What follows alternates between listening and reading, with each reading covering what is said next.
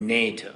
This includes Ukraine, Moldova, Balkans nations, and others. Everyone deserves fair decisions, and I urge you to back every initiative that strengthens the global weight of the EU and NATO, because only though through real unity we can set the security conditions for our neighbors, conditions that make them safe for us and force them to act in ways that do not threaten anyone, including themselves.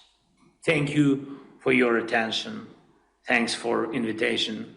Peter, thank you very much. Happy to see you. Thank you for your support. Slava Ukraini!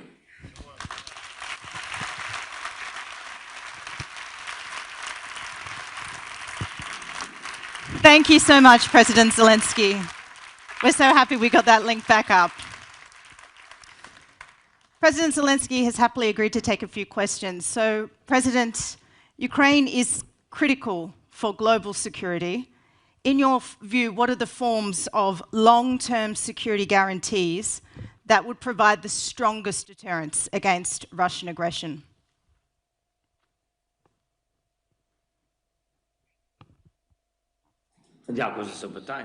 Thank you for your question. Do you have the interpretation? May I ask that? Let's check. Yes, we do, President Zelensky. Thank you so much. First and foremost, it seems to me that I would focus on the security guarantees, how to stop the aggressor and not let the aggression come back again. So, when we discuss how to stop Putin's aggression or anybody else in the world, we see that there are a couple of factors in that. The first thing is economy, because to feed such an army for a long time is impossible. So, we must weaken Russian economy, and for that there must be sanctions, but sanctions without any conversations behind the curtains. And that is very important, to not let anyone bypass the sanctions, to introduce total sanctions. Yes, the price caps for energy, etc., but that is not the end of the story. The main thing is that everybody sticks to it. Everybody sticks to the agreements and not let bypass the sanctions, neither Global South nor some countries in Europe, so that everybody does its part of the work. If the economy weakens, then the capabilities for financing this war for Putin will narrow.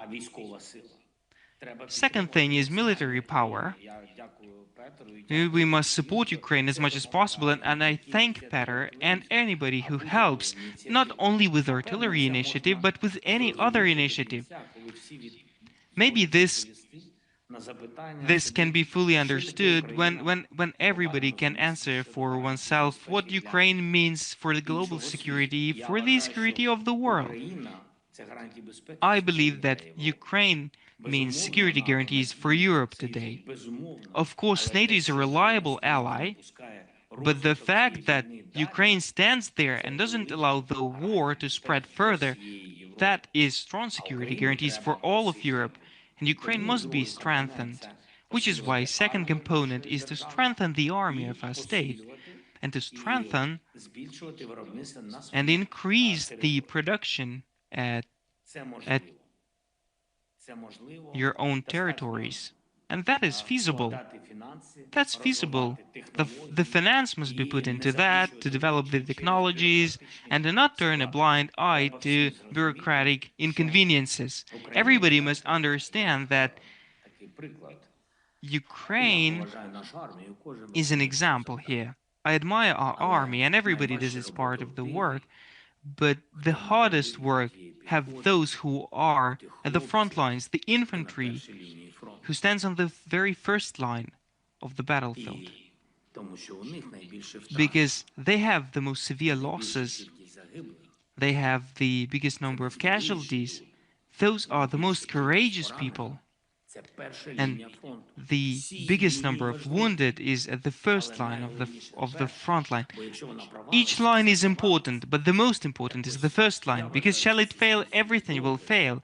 So I believe that the European society and the US, in the end of the day, have to understand that in this war, and the war that Putin started against NATO, the civilized world, and everybody, so we are all in this war, but Ukraine is the very first line of it.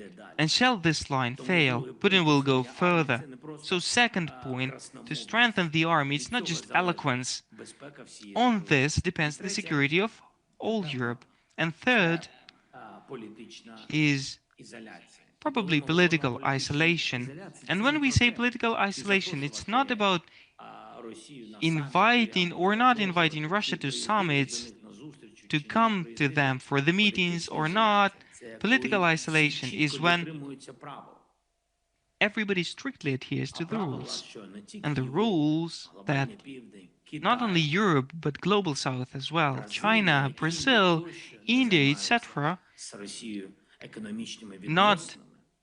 not maintain economic relations with Russia, not straddle between us and Russia, but make Russia cease fire, at least cease fire, to make this first step to end the war. And these are important things. I do not see such pressure from those countries as of now. President Zelensky, involvement. We are running short of time. I just wonder, in 30 seconds, if you could answer this final question.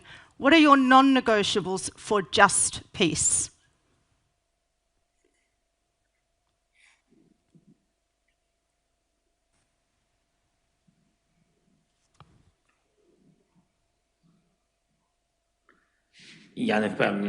I'm not sure that 30 seconds will be enough to respond.